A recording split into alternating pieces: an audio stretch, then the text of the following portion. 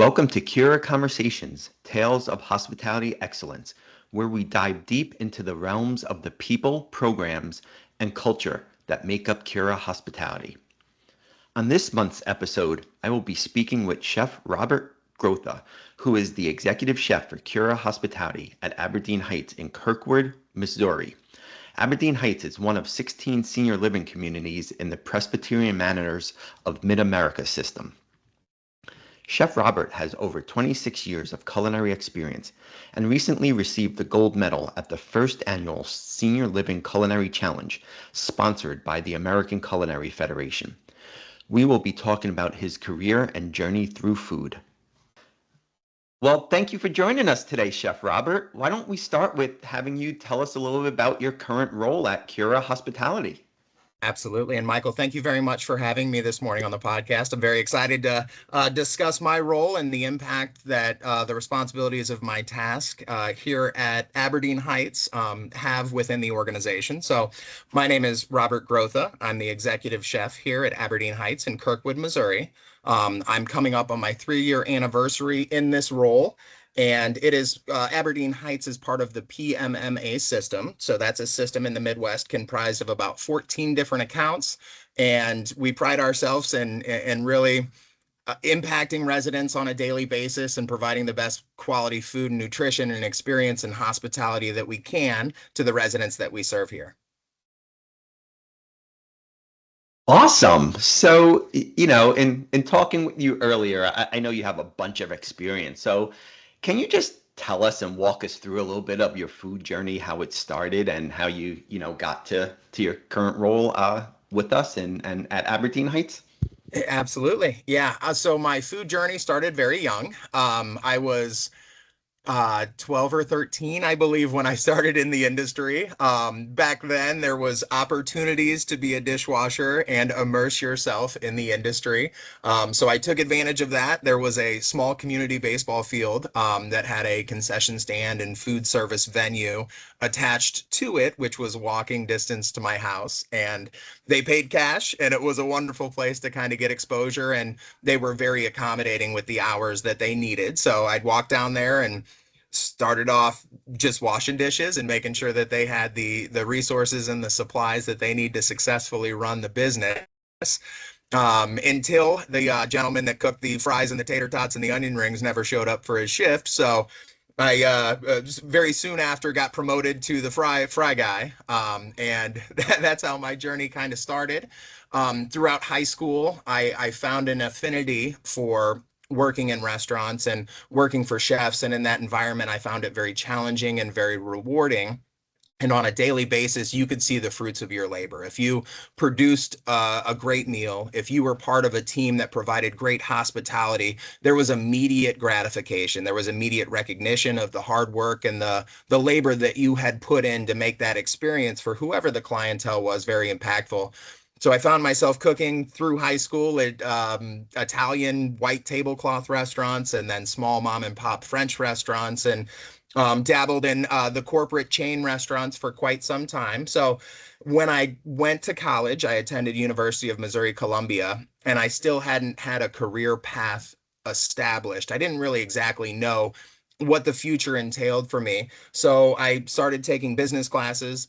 Those business classes led into hotel and restaurant management classes because that was an arena and an environment that I felt like I was familiar with.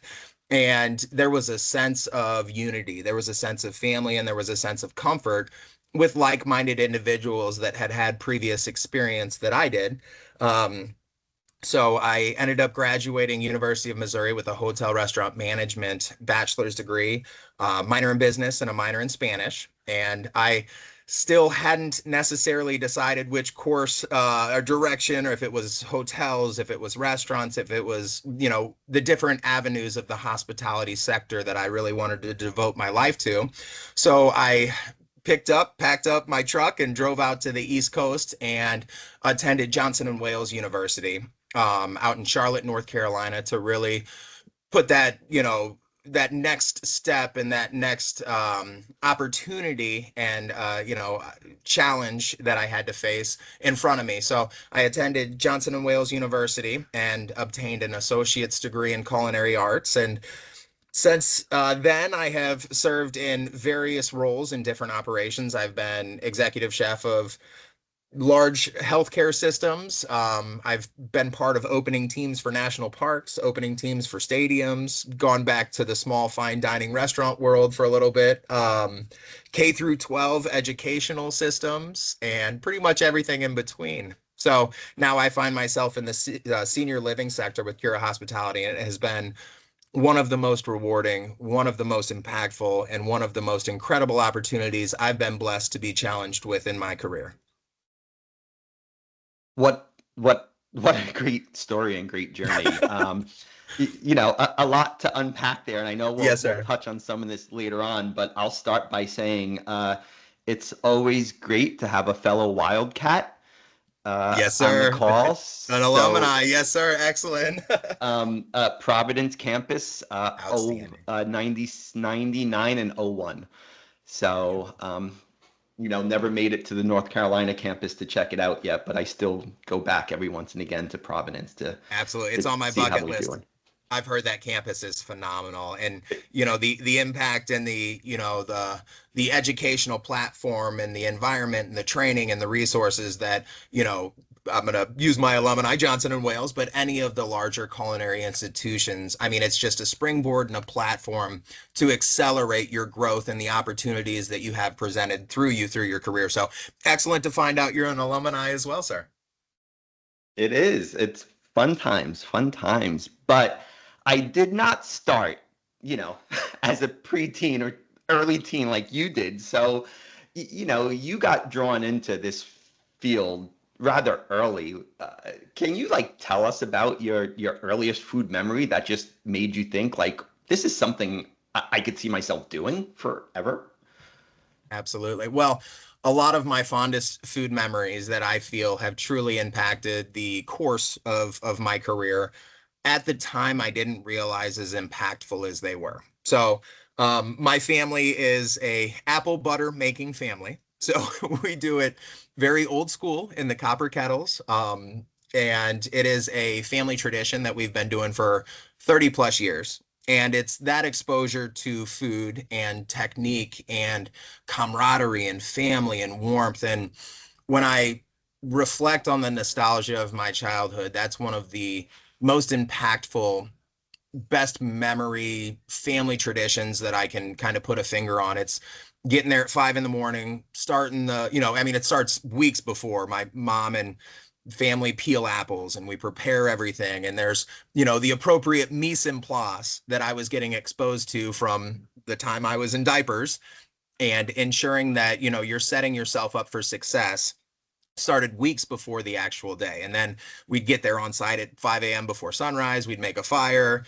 My dad would always get donuts and chocolate milk. And it was, one of the most anticipated times of spending time with dad, spending time with my brothers, being there with my mom. People would come in all over from the nation. And it was just such a cornerstone of our family traditions that was ingrained into me from a very early age. There is things you have to do if you are canning apple butter. The jars have to be sanitized, they have to be heated, the lids have to be appropriate, and it's these steps that you can't overlook to ensure the end result is successful. And I think that I carry some of that with me throughout my day-to-day responsibilities here at Aberdeen. Is there's an end product that we have to produce that is of the highest quality, is exciting and appealing and nourishing for our clientele and our residents.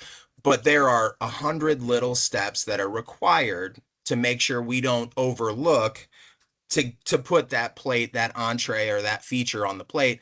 And you can't take shortcuts. It's one of the foundations of the industry is, doing things the right way, taking the appropriate steps to ensure that things are safe, that they are produced well, and they're of the highest quality that myself and my team can present to the guests. So making apple butter with my family, I'd say probably is the earliest childhood memory that really formed that foundation that got me excited and interested and really looking forward to the different elements of the food and nutrition industry that I've experienced over the past few years of my career. And it always amazes me the more and more I talk to people and ask questions around that, like how many times it comes back to some kind of family event or even in this case kind of like a tradition that still carries on. So it's just great to hear. And at some point I'll have to get out there and try some of this apple butter. um, but it, I've got a jar sitting on my desk. I'll send you one after the. that doesn't shock me at all. Absolutely. So from an inspiration standpoint, who really inspires you and why? I'm going to answer your question in two parts. Sitting back and reflecting upon the question, I think the first thing that pops into my mind is my team. The people behind the scenes that the impact of their work is hard to quantify. It's the people that show up every single morning like a Swiss clock, and they come in and they do their best. They do their work and complete their tasks with passion. They know that their work makes a difference. They know that whatever their role in the organization and in the department is, it's impacting the end result, which is providing the best possible experience and the best possible food to our residents. So if you come in and you're the dishwasher and you are the best dishwasher and you complete your tasks with pride and you complete your tasks with an effectiveness and an appreciation for your craft, those are the people that truly inspire me. And when I have dishwashers get hired on the first day, I sit down with them and I say, you are the most important person here in this entire kitchen. If you don't complete your job, it doesn't matter if it's my saucier chef or if it's the person fabricating fish, they cannot complete their tasks without your task being completed. So, and it goes all the way up to my purchasing supervisor, my sous chefs, who are my right hands, and they often don't get the recognition, the accolades, or the celebration of, what they deserve and the credit of coming in and making sure that there's a lot of moving parts to feeding a large amount of people each day. And it's those individuals behind the scenes that truly inspire me to want to dig a little deeper because they are a key impactful part of the success of everything. It's not just the chef that oversees, it's not just the general manager or the director, it's the people that come in and do their best no matter what, they've got going on outside of work or whatever their responsibility is in the position. And to answer the second part of your question, I'd also say in this environment, it's the residents. It's the residents that inspire me each and every day because the work that we do in senior living makes a difference. It impacts people that, when done right, we're the best part of their day. We are the social environment. We are the exciting, the flair, the conversation that they call their grandchildren and say, "You're not going to believe I had the best meal." And it was where I live. It was right here at Aberdeen. And knowing that if you come in and you put a hard day's work in, at the end of the day, the hospitality, the experience, and the nourishment that you're providing to our residents fills their cup. And it's one of the best things about their day-to-day activities. I mean, that if you keep that at the forefront of everything that you do, you put your hardest work in each and every day that you come in, knowing that you're impacting people in ways that it's very hard to quantify. And thank you for sharing both of those. And a different podcast topic on servant leadership, but you're so right in that. We have so many unsung heroes, in our area that don't always receive the recognition they deserve. So it's great to see that you recognize that and you help to recognize them.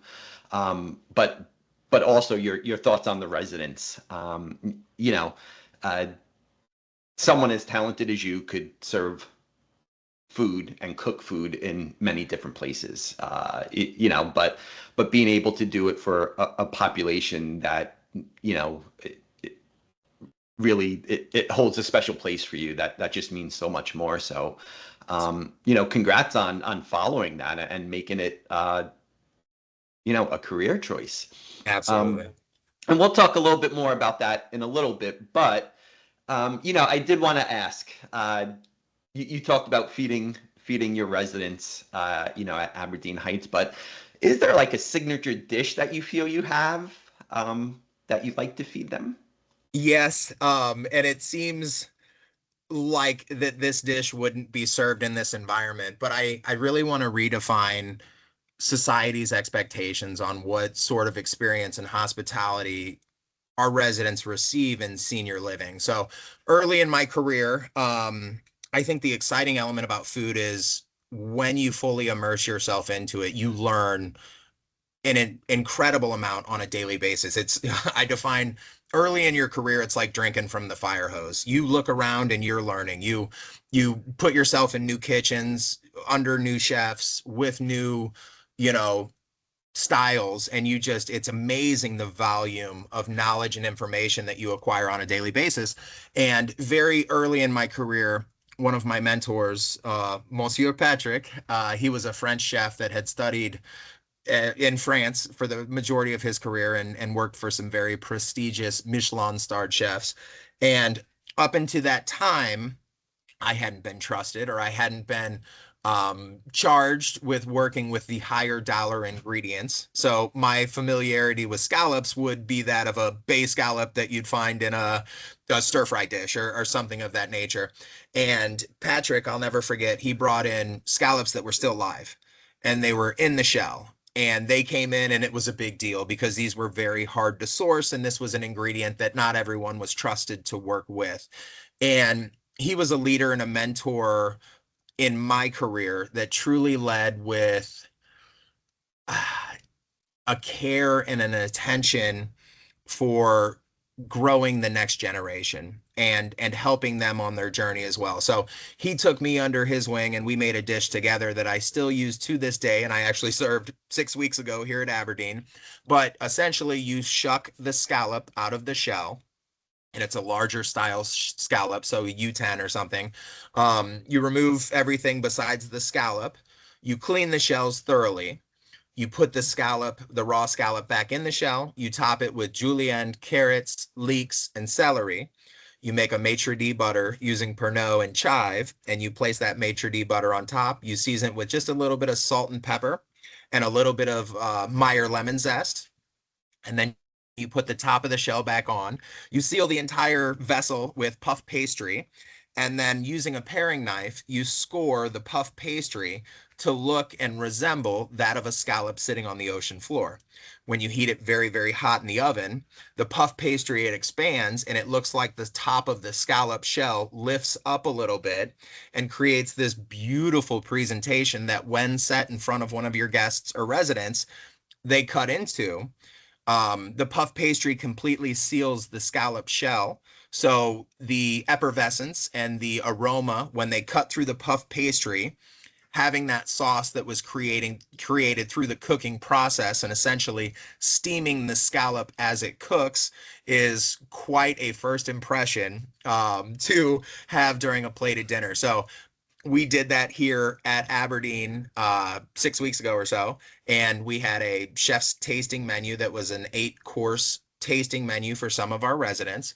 That was the first course that we started with, and from the moment our residents took their steak knife and cut into the puff pastry, and the aroma that filled the room, from there it was they completely were at the will of the culinary team because that was what we started with out of the gate. That was the first impression that we had for a lot of people that were unfamiliar with the style of the cuisine or the style of the experience that they were about to receive. And paired very well with a really nice wine, it makes for quite the dish. So, although I didn't develop or originate the dish, that's a dish that I've carried with me through my career as kind of a tip of my hat to my mentor that I use quite frequently today. And I think that it presents very, very well. And it's indicative and represents a lot of the time and energy and effort that I've put into this industry, sir.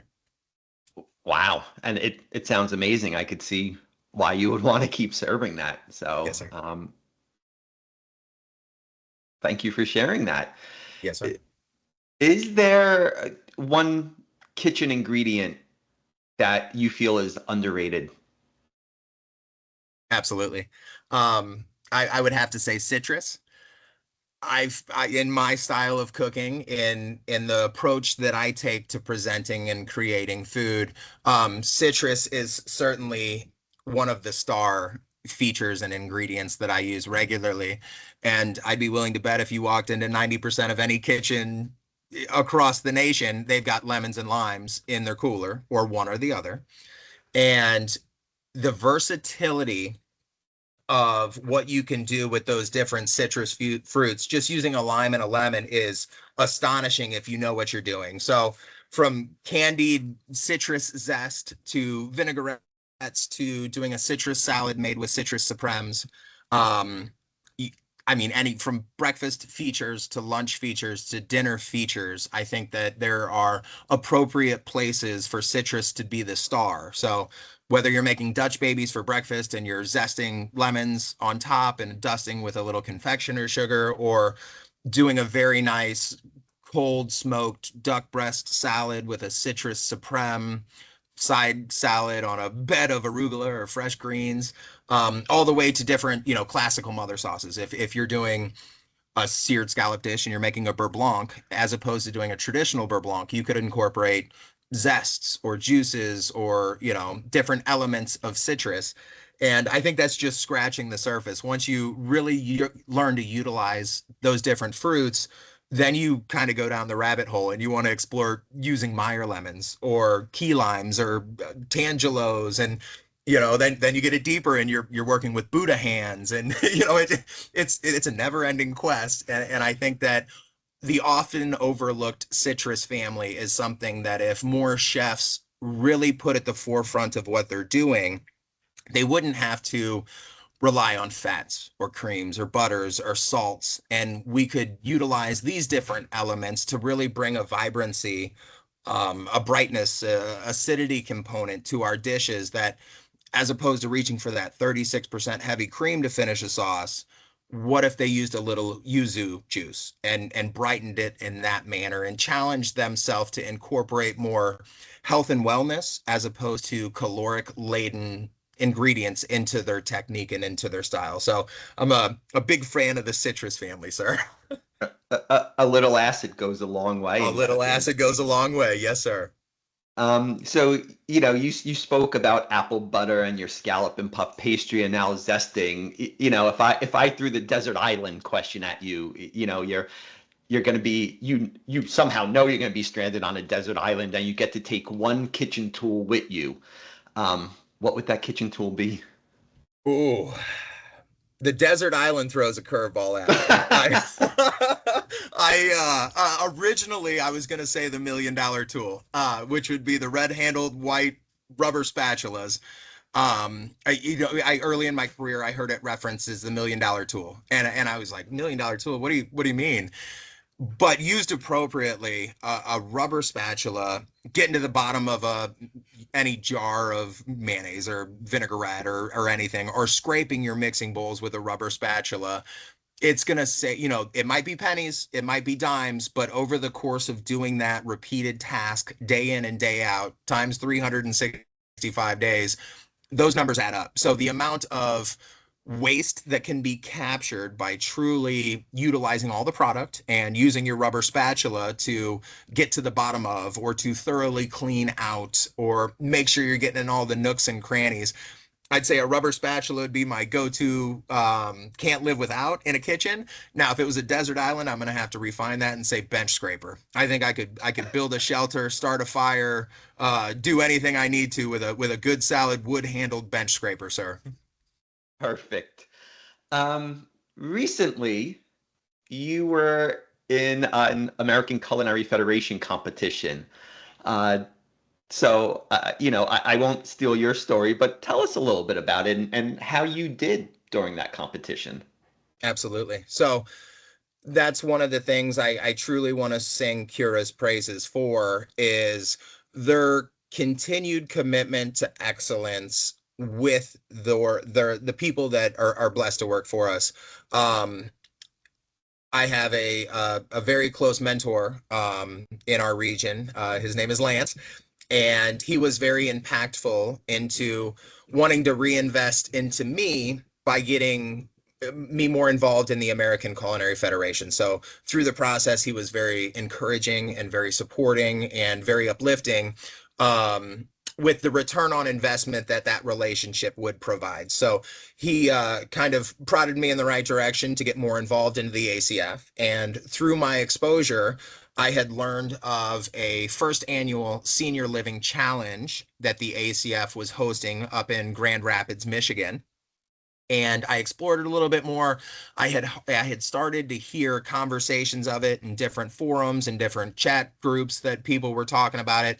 And there was a lot of momentum and there was a lot of acceleration behind it because it was the first of its kind. No one had really ever spent time recognizing chefs that are in senior living communities.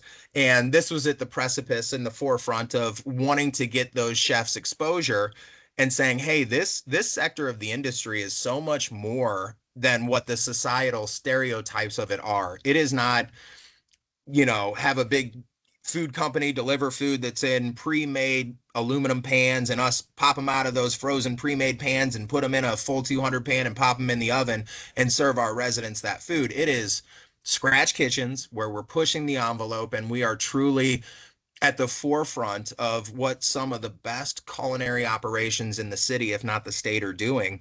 And it provided us the opportunity to kind of showcase some of the team's talents and abilities. So I signed up for that. I went up to Grand Rapids to represent Cura and Aberdeen, and it was my first ever foray in the American Culinary Federation competition circuit. So this was something completely unfamiliar and foreign to me. Um, but I was able to bring back a gold medal for the team up there in competition with other chefs from around the nation that all were representing their senior living establishments. So went up there and I was able to bring home the gold for the team here on site at Aberdeen. Congratulations, and it was your first event. So I mean, anytime you get to take home, the top award, it's a great feat. But doing it in your first one, I have a feeling it's not going to be your last one either. So congratulations again on that. Thank you, Michael. Um, but I did want to take us back. So you found your way over to the senior living side and healthcare side of cooking. But even I could tell you back when I was growing up in the industry, that wasn't something that chefs gravitated to, and there seems to be a little bit of a negative thought around it. So hearing the work that you're doing and the food that you're putting out to feed and help nourish and take care of your residents, like you're doing some amazing things with food. How Thank do you. we change that thought? I had one of my culinarians approach me the other day, and in confidence, he said, "Chef, I need some advice." And I said, "What's going on?"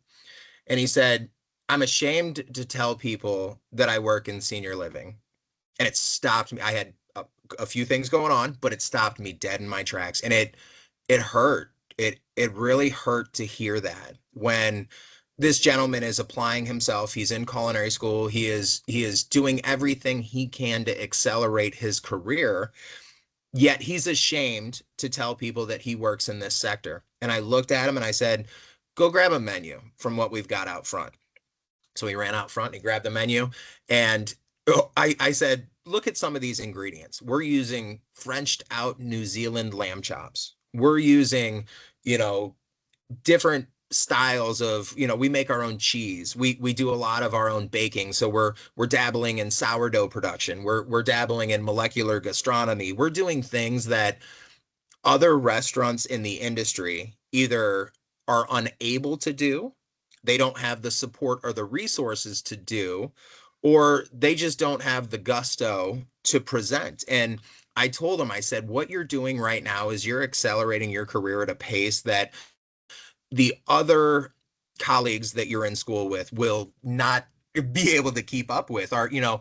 Our menu, we have a daily feature that changes every single day. We have a fresh catch selection that changes every single day. And our static menu that is available to our residents every single night. We have beautiful featured salmon. We have, Black Angus tenderloin, and these are all whole muscle products that are brought into our account. I said, you're learning whole fish fabrication. You're learning how to break down different sides of protein, whether it be beef or pork or eight cut chicken cut from whole roasters. You're learning classical French mother sauces. You're getting exposure to Japanese style cooking. Our menu changes so frequently that the amount of ingredients, technique, and fundamentals you're having exposure to is just astonishing. And our clientele here, we're blessed to have is they've traveled the world. They want experiences comparable to those of the finest restaurants, to the finest hotels, to hospitality and food and nutrition teams that are as disciplined as they come. And that's what they expect from us here on site in senior living. And I think that it's got this stigma of being institutional, cut from a box, heat and serve style of things. And I almost feel like it's like the biggest secret in the industry right now, that this is the Wild West, that as we have new residents that come into our communities, the expectation, the delivery, and the quality that they expect is it's lightning speed, and there are a lot of our residents here that are of the greatest generation that were around when TV dinners and microwaves were invented. And the residents that are moving in now are of the generation that were around when the Food Network came out, and that when Yelp reviews came out, and they're having exposure to such a higher quality of product. They don't expect it from us, they demand it from us, which is phenomenal because it keeps us at the forefront of continuing to put in the work to learn and to do the best we can to over exceed their expectations. So not to mention the work-life balance. It's one of the things. I'm blessed to have a beautiful family, a wife that's phenomenal, and two beautiful young daughters. And I'm getting out at 7:30 or 8 o'clock at night. I'm doing things that the top tiered restaurants in the city are doing, but I'm home with my family and I have a work-life balance. And I can spend Saturdays going to the pumpkin patch or going to pick apples. It's not 6 days a week, 14-hour days like it used to be. There is such a balance now that I was unable to obtain when I was in the finer dining sectors of a restaurant world or stadium world or a business and industry or the leisure world. So I scream it from the mountaintops. If you're a chef and you want to find a balance and feel supported and be able to create and be able to truly express yourself from a culinary standpoint, senior living's the future. It's the best kept secret in the industry right now, and I want everybody to know it. Wow. Thank you for that message. And I think that's a great place to end. Just such inspiring words for your culinary team member that started by asking the question, but really, I think there's some tidbits in there that both new and aspiring and even some seasoned chefs could really take from. So thank you for sharing that. But before we Yes, wrap sir. up, anything else you would like to add that, I neglected to ask about? My biggest thing that I truly try to instill into my teams and try to instill into culinarians that come to me to talk and kind of bounce ideas around is the self-care that needs to be at the forefront of everything we do, whether it be your physical health, your mental health, your spiritual health. Uh, it's a hard industry. It really is. So, sorry. Making sure you do whatever it takes, whether it be yoga or meditation or playing video games or talking to somebody. Take the time to focus on your self-care so that you can be your best self and bring your best self to work for your teams. I think it's very, very important. And it's through the course of my career often been overlooked. But I think that one of the best things coming out of the industry right now is more people talking about it. There's a lot of programs, there's a lot of organizations, a mentor of mine is very involved in the Burnt Chef organization, and there's a Ben's Friends organization. If you need resources, they are available. It's not the stigma of it's embarrassing to talk about anymore. Make sure you prioritize yourself, because bringing your best self to work is the best way to ensure longevity and ensure that you've got the impact with the position that you've been in, whether it's dishwasher to GM. So I think that's a big point. I want to make sure that people are taking the time and the energy to prioritize in their own individual lives. Well, and thank you for sharing that. I think whether we look at it as, I believe it was Franklin Covey who talked about sharpening your saw, or even every time we hop on a plane and they tell you that, nothing's going to happen, but just in case it does, put on your mask first before you decide to help others.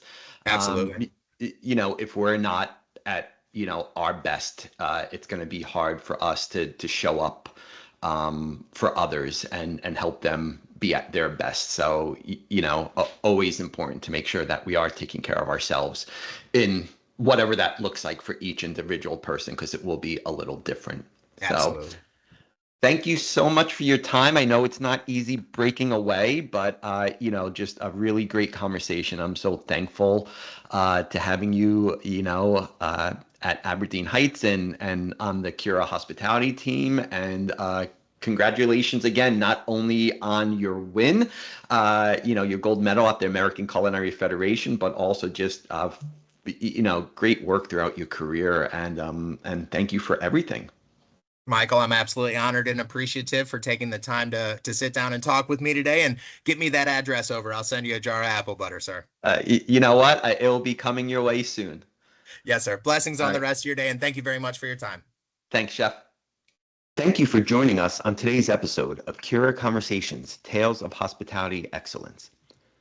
And a big thank you to Chef Robert Grotha for joining us today and sharing a little bit about himself, his career, and his passion for the culinary arts.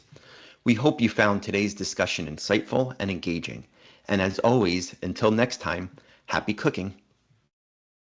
Since 1996, Cura has specialized in serving life plan communities, behavioral health, and acute care facilities.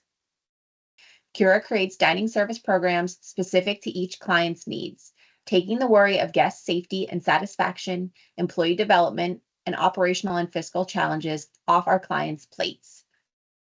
As our clients' needs evolve, so do we. We are a company of experienced dining service professionals that is part of Elior North America. Together, we are small enough to care and big enough to make a difference. Thank you for listening to Cura Conversations, Tales of Hospitality Excellence, and we hope you will visit us at curahospitality.com to learn more about how we nurture well-being with every meal we serve.